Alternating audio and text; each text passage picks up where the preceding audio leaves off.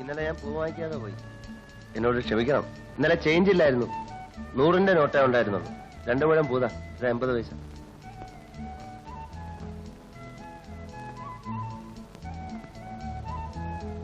മതിയോ?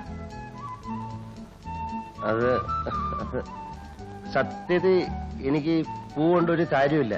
കാറിനുള്ളിലിടാം, അമ്പലത്തിൽ കൊടുക്കാം, എന്തൊക്കെ ചെയ്യാം. അതിന് ഇത്രയും പൂ ധാരാളമല്ലേ? ഇന്നലെ ഒരു രസത്തിന് വില ചോദിച്ചാ, പിന്നെ വാങ്ങാതെ പോയല്ലോ എന്ന് ഓർത്തപ്പോ സങ്കടം തോന്നി. അതുകൊണ്ട് വാങ്ങിച്ചാ.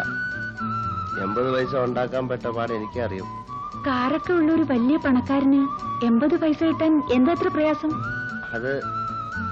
അതെന്റെ കയ്യില് കാശ് 100-ന്റെ കെട്ടായിട്ടാണ് എന്റെ കയ്യിൽ വരുന്നത്. 100 രൂപ മാറ്റി പൈസ ചില്ലറ തരാൻ പറഞ്ഞ ആരാ തരാ? അതാ പറഞ്ഞ. എവിടുന്നാ ഇത്രയധികം പണം? അത് കച്ചവടം ചെയ്തുണ്ടാക്കിയതാ. എന്ത് കച്ചവടാ ചെയ്യാ? അത് ഏലക്ക ലോറി കണക്കിന് എസ്റ്റേറ്റിൽ നിന്ന് കയറ്റി അയക്കും. അത് പറഞ്ഞപ്പോഴേ ഓർത്ത് വേഗം പോയി 2 ലോറി ഏലക്ക കയറ്റി അയക്കണം. പോട്ടെ, നാളെ കാണാം.